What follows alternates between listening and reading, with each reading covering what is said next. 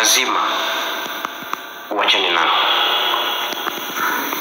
Lazima atakutenga na baadhi ya watu, atakutenga na baadhi ya vitu, atakutenga watu, vitu na mambo mengine.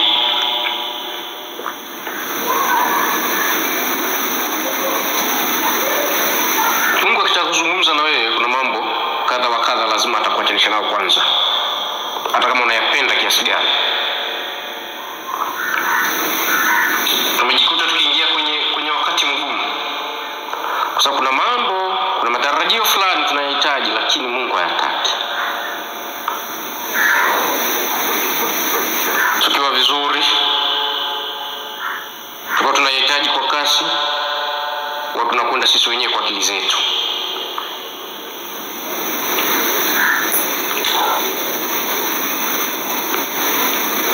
Lakini mambo yakishabadilika, yakawa mazito, yakawa magumu, hivyo tunarudi tena kuja kuulizia vizuri.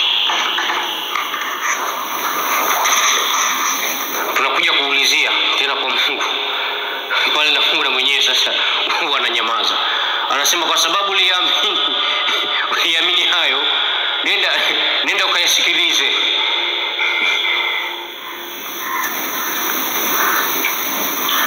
Jambo zuri lolote na jema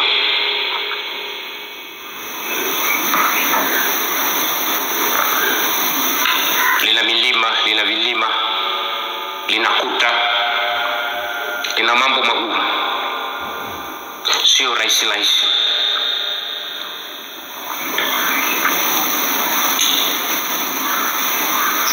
Kwa sababu mambo unayatengeneza, unatengeneza kizazi, unatengeneza ukoo, unatengeneza mambo mengine yanakuja mbele huko.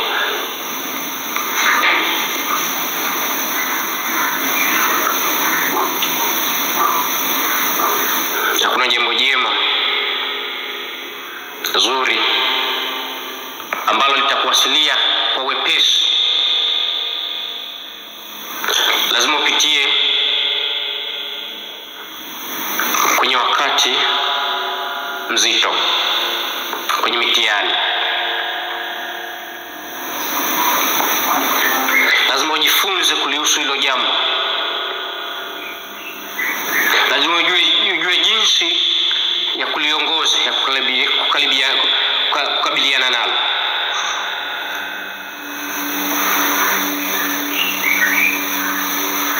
Lakini ikiwa umeshikamana vizuri na Mungu wako,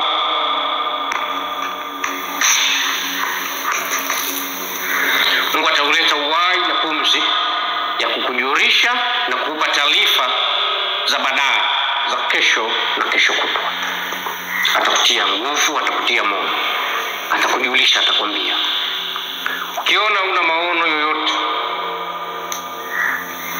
ujue hata kesho kunatokea nini, ujue hata baadaye nini kinazaliwa, ujue wewe hauna uhai. Kwa sababu ukiangalia akina Ibrahimu walipewa maono ya miaka 400 ijayo ambayo hawatakuwepo. Miaka 400 ijayo. Kwa sababu ndani mwake Ibrahimu alikuwa amepokea uhai kutoka kwenye mikono ya Mungu mtakatifu. Alipokea pumzi, alipokea uhai.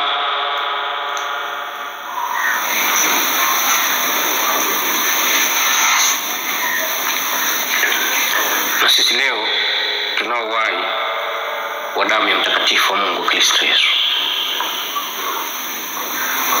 Ilikuwa inatosha kwamba pate maumivu tuamalize aondoke, lakini ilibidi hafe kwa ajili ya pumzi, amwagile damu pale msalabani kwa ajili ya sisi, ili tupate uhai, tupate uwezo wa kuyapokea na kuyapata yale tunayohitaji.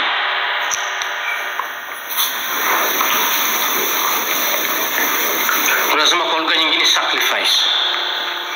The sacrifice.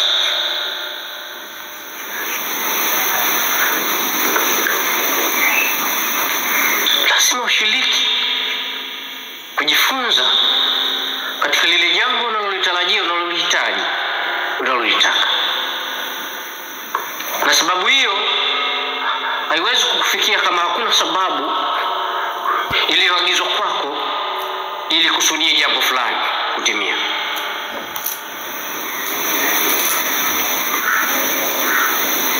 Ni vigumu kunielewa. Maneno haya uwe na uwezo wa kukaa ukatafakari kwa kina. Utafakari vizuri kwa kina. Narudia kusema, hakuna jambo zuri, jema, la baraka ambalo linakuwasilia mtu kirahisi bila kujifunza kupitia hizo njia. Utatazama Musa wakati anafuata zile sheria amri kumi zile za Mungu, alipita kwenye vilima kwa mateso makubwa sana. Lakini zile amri zikaletwa kwa ajili ya ukombozi wa wana wa Mungu wa Israeli. Kinachotufanya muda mwingine kufeli katika nyakati njema na katika baraka ambazo tumewekewa kule mbele ni ukengeuzi, kutoweza kuwa watii katika yale tunayotarajia kwa yule anayewezesha yapatikane katika mikono yetu. Utii ni jambo zuri na ni jambo bora. Kwa ukitaka kupokea jambo jema na zuri, lazima wainuke maadui, wainuke wabaya. Lazima zile nafsi zinazopingana na wewe, zinazojua yanaweza kutokea kesho na kesho kutwa, ziinuke kwa ajili ya kupinga lile jambo. Lakini nasema wakaandaa meza mbele ya watesi wangu. Katikati ya mkate, katikati ya lile tunda, katikati ya lile jambo zuri na jema, lazima uzito, maadui katikati, tena majitu yenye nguvu yainuke. Lakini ukiona ile meza ambayo Mungu atakuwekea, ukiona ule mkate ambao Mungu amekuandalia, utakula mkate, utakula na yale majitu. Mungu anaposema mimi nitatangulia mbele zako, nitakunyoshia mahali kokote ambako kumepaluzwa. Mkono wangu utakuwa pamoja na wewe usiku na mchana. Mkono wangu hautakuwa mfupi, hautakupungukia. Anapozungumza silaha yoyote iliyo kinyume chako ikiinuka juu yako, never, haitaweza kufanikiwa. Kitakachokuhukumu ulimi wote, wewe mwenyewe kwa ulimi wako utahukumu, kwa ulimi ule ni mkosa. Anaposema watu wote wa aina yote watakapoinuka kwa ajili ya jina lilokupatia, wote wataanguka chini, watarudishwa nyuma, watafedheka, watafadhaika maili zaidi ya 1000. Aibu itakuwa juu ya vichwa vyao. Unapohitaji jambo lolote, lazima uone kilichoko ndani. Unapoangalia mzinga wa nyuki, lazima utazame mle ndani kuna nyuki au kuna asali.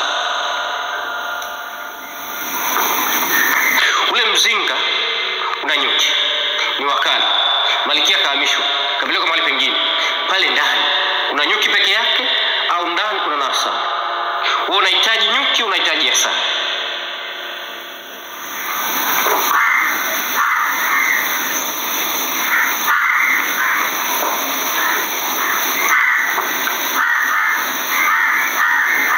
Kuna mambo unanielewa vizuri.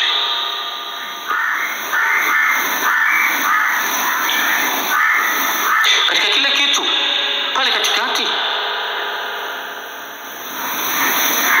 kuna mambo mema mahali ulipo. Kuna mambo mazuri lazima mahali ulipo. Lakini adui lazima hainuke katikati kwa ajili ya kuzuia ile kusudi na ile nia ya dhati ya Mungu ambayo imeagizwa juu yako. Ukitazama jinsi ulivyo wewe ni mpango kamili wa kiti cha Mungu cha enzi. Kiti takatifu. Sikiliza vizuri. Wakati unapoona wewe kama unaishi umepotea, njia zimepotea, unaishi kama hakuna uelekeo unakotaka kwenda, adui anacheka, anafurahi na kushangilia, anasema hapa sasa nimemmaliza, nimemkomesha, amekwisha.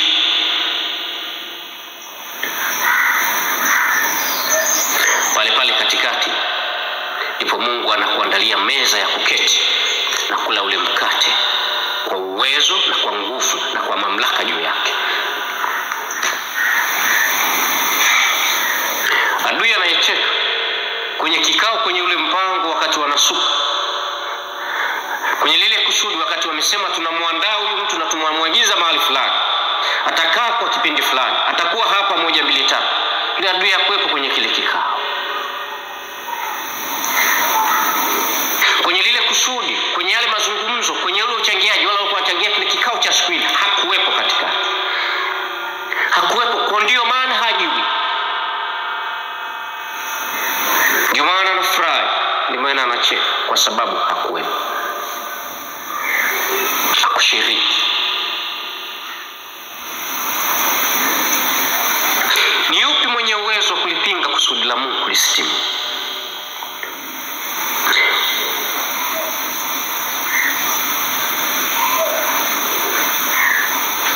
Kati ya yule na lile kusudi na wewe, nani amemuumba mwenzake?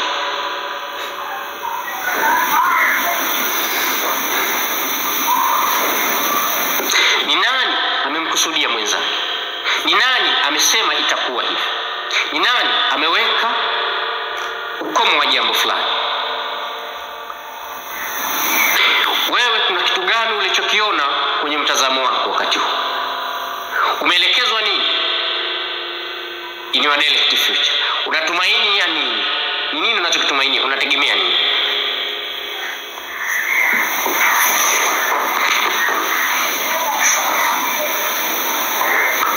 Usipokuwa na uwezo wa kuona ndani, na uwezo wa kuacha mkate, na uwezo wa kuacha jambo zuri, na uwezo wa kuiacha meza, ukakimbia ukaacha ile jambo lisitimie kwa wakati huu. Lakini ukiyaona yaliyo mema na mazuri na lile na yale maelekezo ya Mungu, utayashinda yote.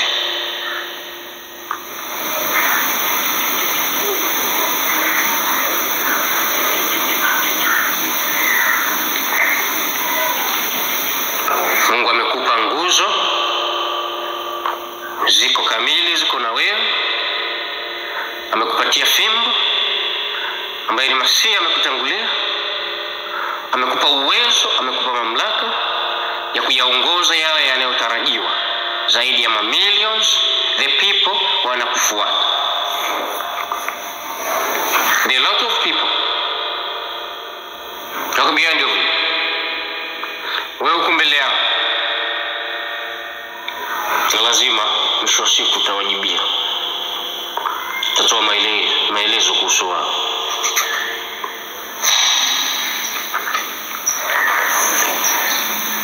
Katika nyumba ya Daudi, katika nyumba ya Yesu, alichaguliwa ni wewe.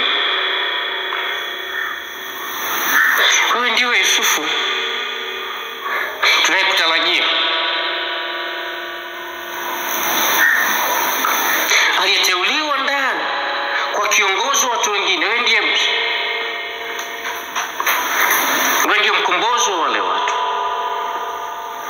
Wewe ndiye njia ya wale watu. Wewe ndiye mfano wa wale watu kuonekana. Wewe ndiwe taa, ndiwe nuru, ndio uliyeinuliwa juu. Sema inuka uangaze, tazama pande zote. Watu maelfu kwa maelfu wanakujia. Mioyo wako utatetemeka, na mioyo yao itashangilia. Anasema hakika tumeuona utukufu, tumeuona uwezo, tumeona neema ya Mungu, na tufuate. Acha kutazama pembeni, acha kumuona jilachi no. Is you.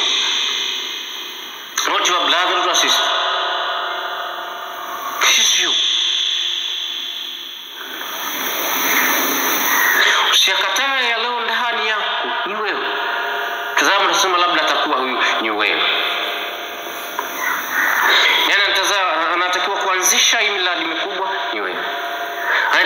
kuanzisha hivi viwanda ni wewe.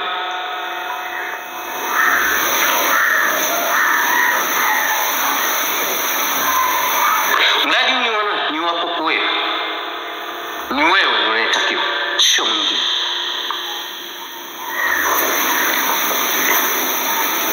Tani ni wewe. Mtazama pembeni unafikiri atakuwa katika hii nyumba yetu, katika huko wetu, ninafikiri ni yule. Kwa sababu kuna jambo fulani ametangulia. Mbona la hishi? No, ni wewe.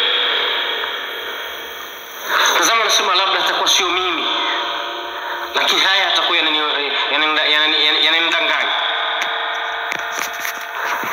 Mkono unanyoka, ishara inakujia, ni wewe. Kaa vizuri na Mungu. Keti vizuri na Mungu wako. Isio. Ni wewe. Hata kwa jinsi yoyote, jinsi ilivyo, unavyoishi namna yoyote, kwa njia yote ya ovyo, ni wewe. Wewe ndio ulichaguliwa katika ile nyumba. Wewe ndio ulichaguliwa katika ule ukoo, kwamba ni wewe, sio mwingine. Acha kulegeza ule mkanda, ufunge kwa nguvu zote. Nani kapewa hiyo mamlaka? Kapewa uwezo? Nani kapatiwa zile nguvu? Ni wewe. Waliekaa kwenye kikao mbinguni wanajadili tumwagishe nani? Ni wewe. Ndio uliopewa muongozo watu wengi. Ni wewe. Na kusudi la Mungu liko juu yako. Unapokata tamaa, unapochoka katika mawazo, kumbuka nyuma yako yuko nani? Mbele yako yuko nani? Na ni nani amekusudia wewe kuwepo kwenye ulimwengu? Ni nani amekuwezesha kuwepo? What you can, what you do, where you go.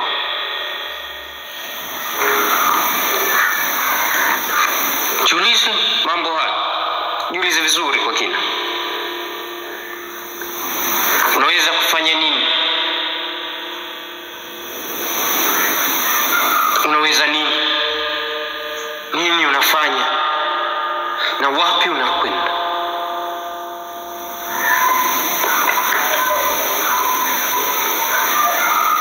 But who are you? Where are you from? Where are you?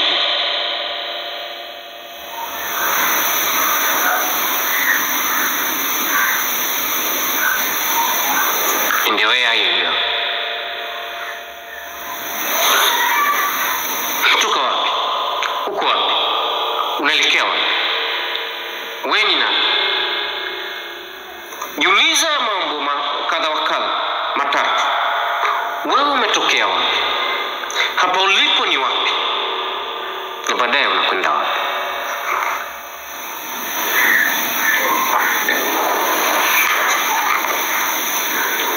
Yaani amesababisha umetoka, amesababisha upo, anasababisha unakwenda, alafu asiwezi kukamilisha kusudi lilowekwa, linalosema ni wewe. Uliandaliwa meza ni wewe. Uliandaliwa mkate ni wewe. Uliandaliwa tunda ni wewe. Wewe ndio kitu sahihi na kusudi kutimia.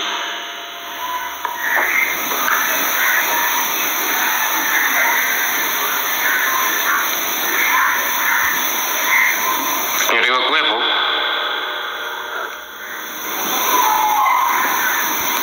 Ni nani uko naye wakati huu? Ni nani unamtumainia wakati huu? Ni nani nguzo yako? Na ni nani fimbo yako? Ni nani uelekeo wako? Jiulize hayo maswali muhimu katika maisha yako.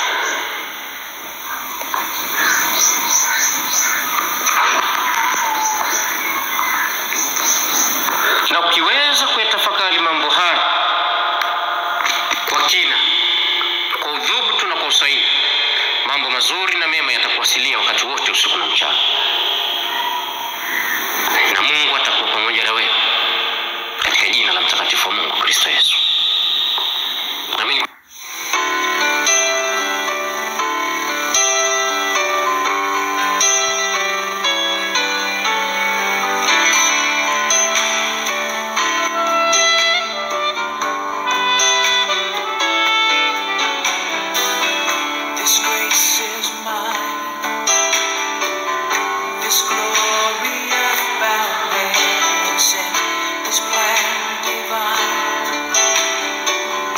This life that breaks my night.